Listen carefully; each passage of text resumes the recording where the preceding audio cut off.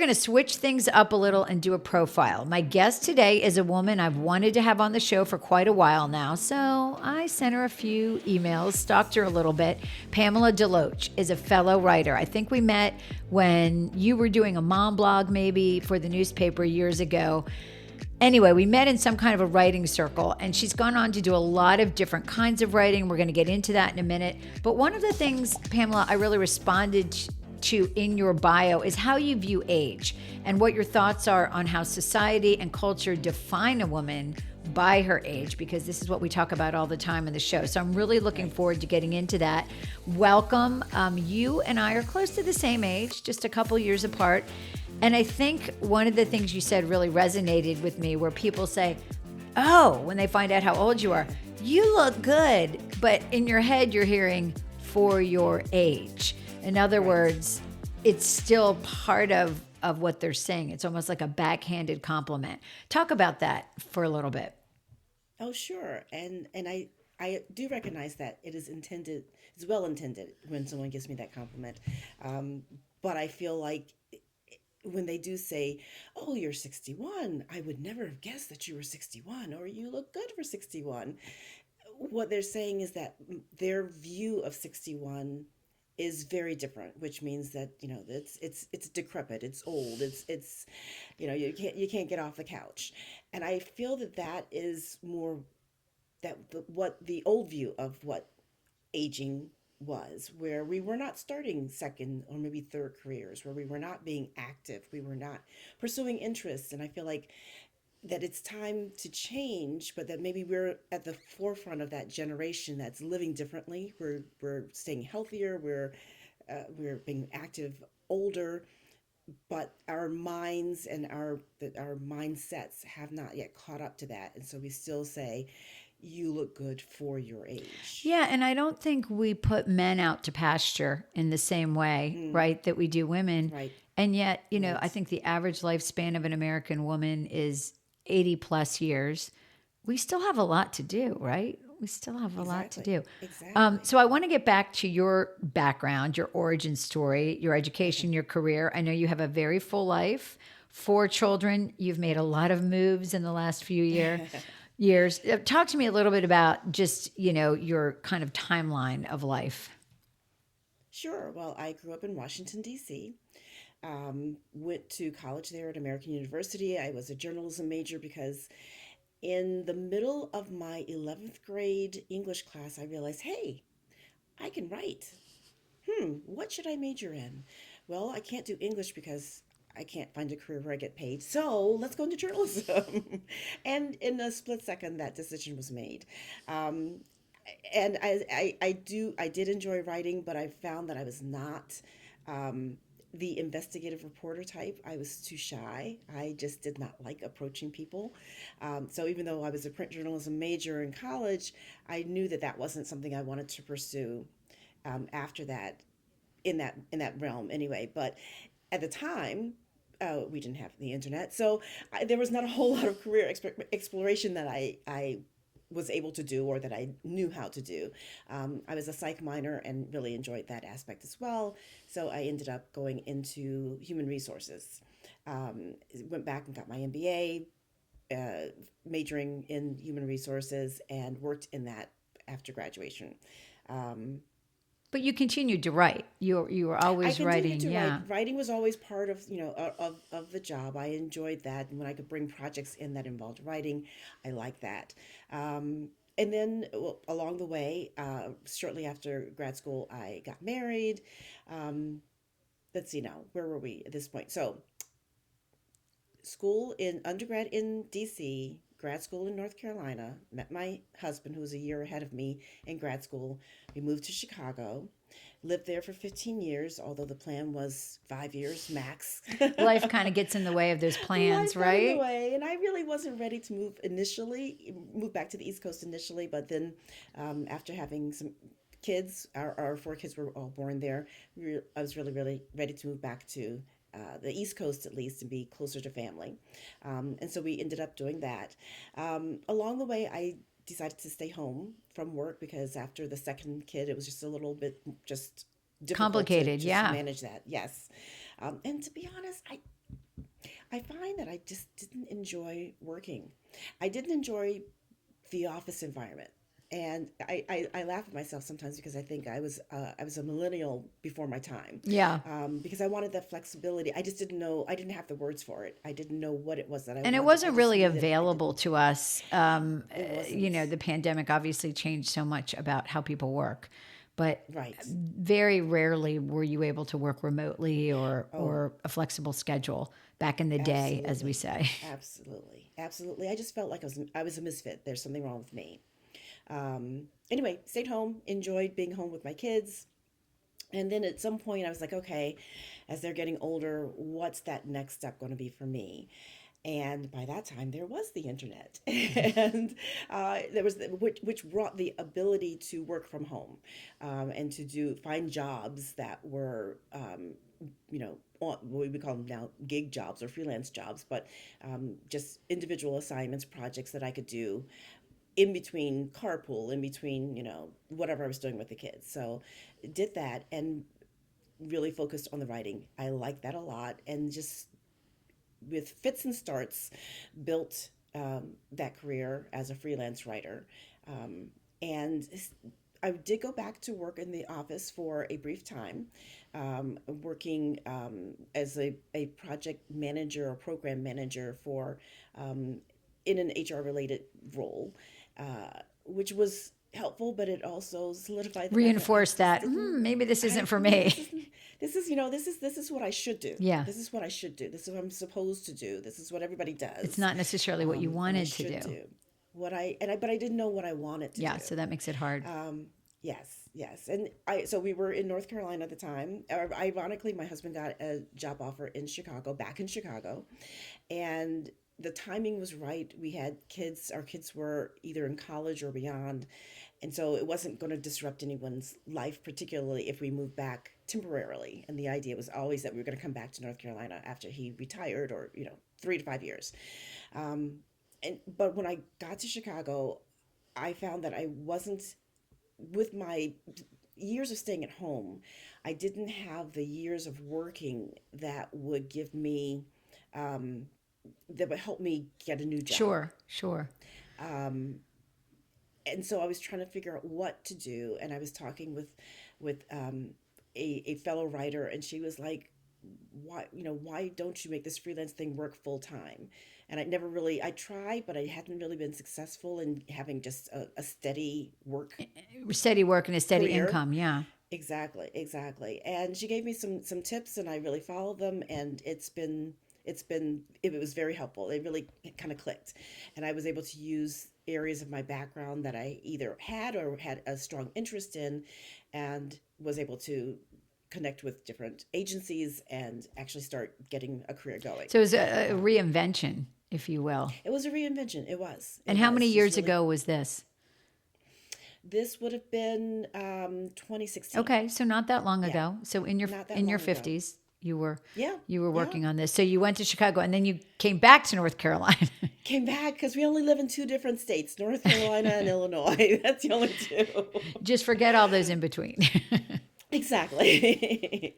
Yeah, so we came back here, and by that time it was it was pandemic, which I thought would kill the business, but it actually increased it because no one was it was more marketing content that I was doing, and so nobody was going to events or activities, and so all their marketing budget was Was really being spent online. in content. Yes, Right. yes. So and I was used to working from home because that's what I had been doing when I was even before, from 2016 on to 2020. So for me, that aspect of it didn't really change. And it's interesting when you're talking about pivoting in your 50s, which is what this show really is about, is Yes. making that, U-turn or figuring out a new chapter. And I just shared with you off camera, I had been reading this new book about Brooke Shields, written by Brooke Shields, called Brooke Shields is Not Allowed to Get Old. And of course, she's a famous actor, model, child actor, really, that went all the Right. way through adulthood. And she talks about something called invisible woman syndrome. She talks about ageism being real, and that it's so interesting how other cultures celebrate people's age, right? They look at somebody who is older as having wisdom, having life experience. In fact, in the Native American culture, they're often called wisdom keepers. But we don't have that, right? We have a Right. little bit kind of the opposite of that, where women feel unseen, they might feel irrelevant, they feel like they don't have another chapter. How did you overcome those feelings that are kind of pervasive in our culture and our society?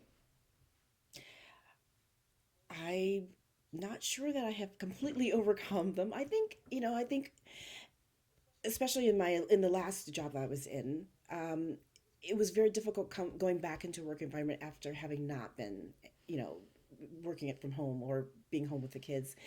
And I was very conscious of that I was one of the older people. I felt very embarrassed when I didn't know a technology question. Like I use a Mac and they all use PCs. And so there were some things I'm like, I understand it's a Mac versus a PC thing and I don't know how to do it on a PC thing. I know that it's technologically possible. I just don't know how. But I felt really old and not very smart when I had to go to somebody and ask, and I was Right. very self-conscious about that.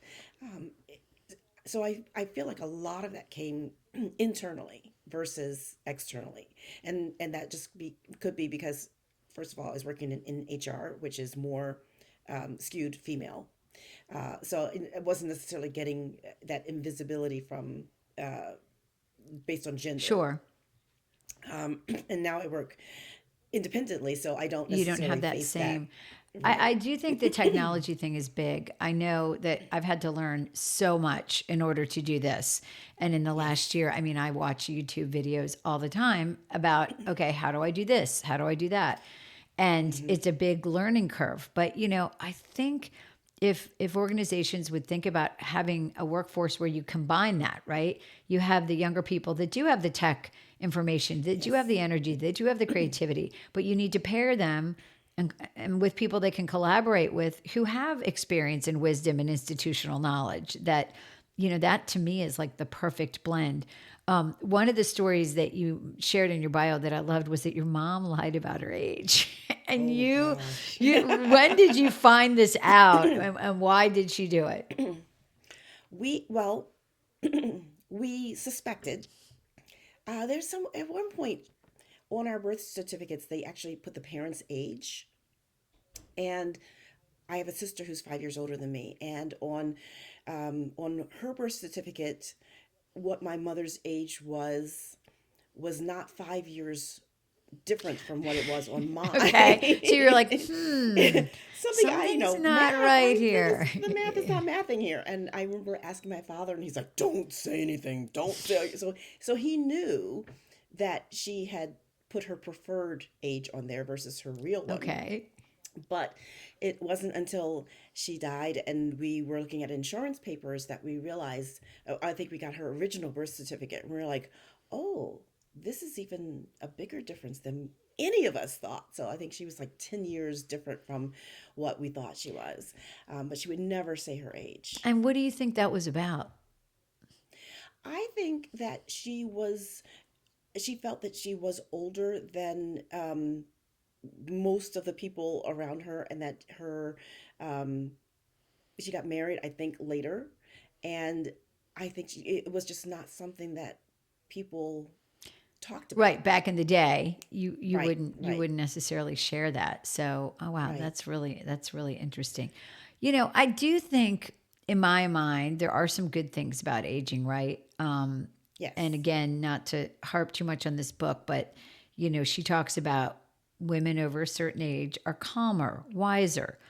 We're able to triage things better. We're more confident. We care less about what other people think. In general, studies show that we're more positive. We look at the positive Mm, versus the negative. And I love this. She talked about when you're young, you're looking for the meaning of life. When you're older, you're pretty confident you know what it is. And it's not that mm, complicated, right? Which mm. is purpose, passion, joy, being with people you love that give you joy, helping, doing things to help others. What do you think is Right. good about aging in your mind? Well, I think the things you talked about, I think having that clearer idea, having that perspective, you know, when you're young and you're encountering a situation, it's often it's the first time, and it could be the end of everything. You know, it's awful, it's terrible, I'll never get past this. And while that can be very difficult to move on from, those feelings are very real. When you're 20 years removed from that, you're like, oh, I did get past that. So if that happens again, I have that knowledge, I have that strength of character to know that I can get past this as well. And I think, as you look ahead, you're like, okay, I've got, you said life expectancies, 80 something for women. Okay, I got 20 years. What do I want to do with them? What do I not want to waste my time on? Where do I want to intentionally focus in, so that I feel like I've made the best of this time? Because when you're young, you're like, you've got infinity amount of time. And then after a while, you're like, okay, is this going to bother me? Do I need to be worried about this when I really should be thinking about what I really want to do with my time? Yeah, I think that's a good point. You don't want to put your energy at a certain age. You're like, nope, nope, not. Somebody picks up the phone. Do you want it? Nope, nope, not interested. Sorry, Right, because you right. just know what fuels you and what doesn't. So you have four children. Are any of them daughters? I have one who's a daughter. My youngest is a daughter. And Yes. how old is she? She's 26. Okay, so I have a 21-year-old and a 25-year-old. How do we, without telling them, because they don't want to be told anything and they don't want anything to be fixed for them, they just want to figure it out. How do we help them evolve into, better versions of us as they venture out into the world? I think she's already a better version of me. I'm like, can you teach mommy how you do that? I mean, I think that I'm so happy with the relationship that we have, um, because I think we do talk, um, but I feel like it's goes both ways. And I ask her opinion about things, and sometimes she'll ask me, and usually I'll try not to solve the problem, even though that's my first instinct is to try to swoop in and make it all better. Um, but you're right, when you do that, they're like, They no, I turn just want it to off. Yeah. vent. My daughter calls Exactly, it my exactly. planning mode. I'll say one thing like, so when we come up in, she's like, nope, done with the conversation. No more planning. And it's Oh no. interesting because Ageless, when I first started it last year in 2024, my idea was just really midlife women. And now I'm realizing that Ageless goes both ways. In other words, people are often Mm, told, well, you're too young to do something. And I yes, want to yes. inspire those women to just try it. Whatever it is, just Mm, try it. Don't let somebody tell right. you you're too young, because you might fail, you might learn something, or you know what, it might work Hmm. out.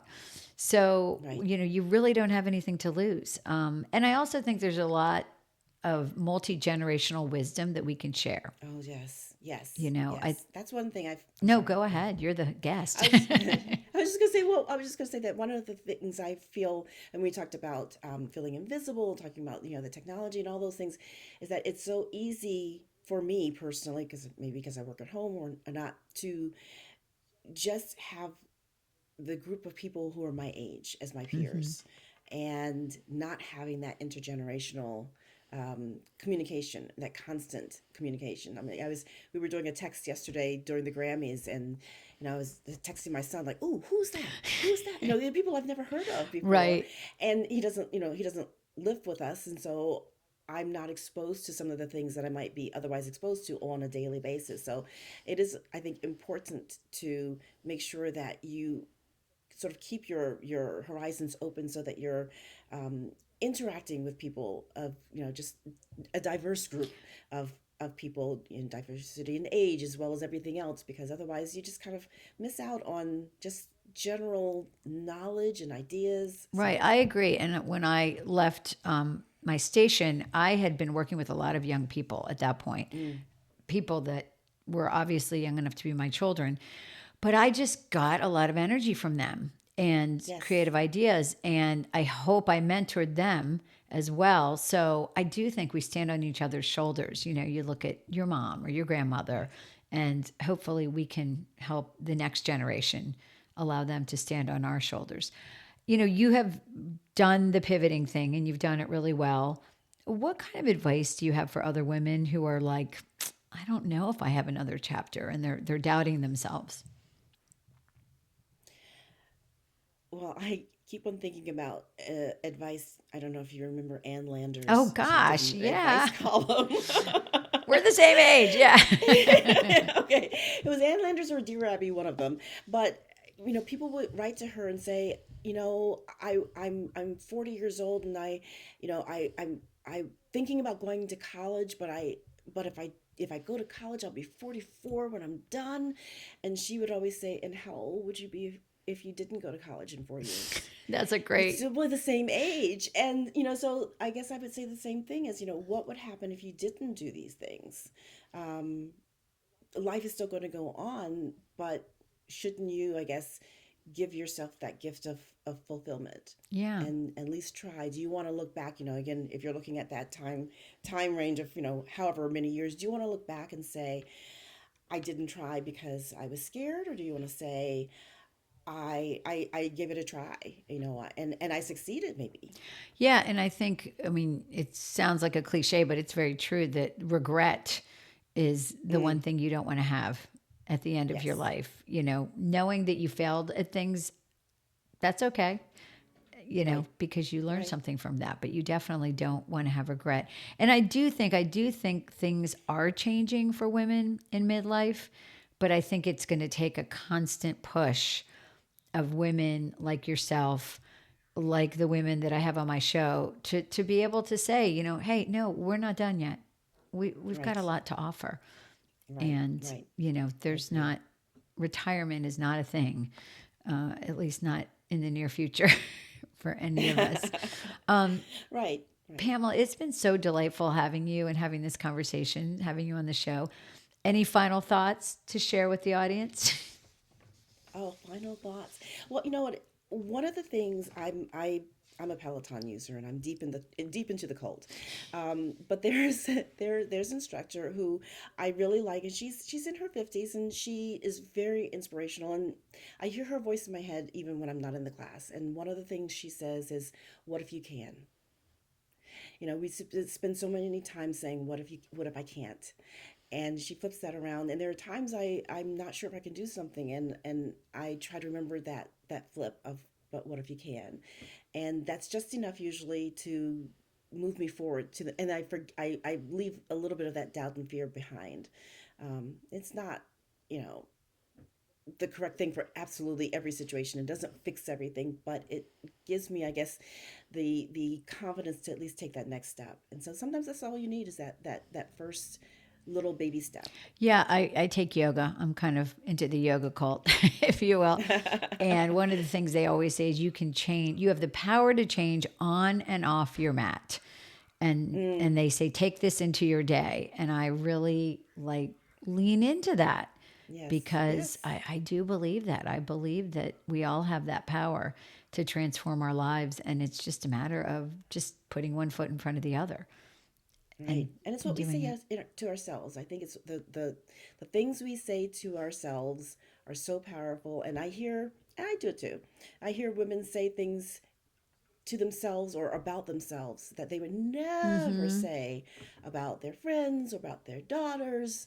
And I think we need to give ourselves that same kindness and care. Right. We have those negative voices that we have to Hmm. silence. I do in one of my workshops on ageless, I have women look at each other and describe each other.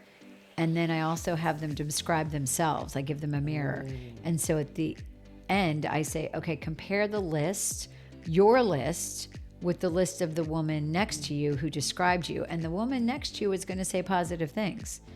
right, You're the one saying the negative things, right? right, So we right. have to silence those voices. Well, I think you're doing a great job. You look great. You Oh, have a great thank energy, you, and thank you. I appreciate that. enjoy this time in your life. Four kids, flown the coop, and doing your own thing. So that's a good thing. And Yes. thank you for just sharing your wisdom with my audience. Thank you for having me. It's so lovely to get to chat with you, and I'm excited about your whole podcast series. So looking forward to hearing more. Thanks. Okay. Ta-da!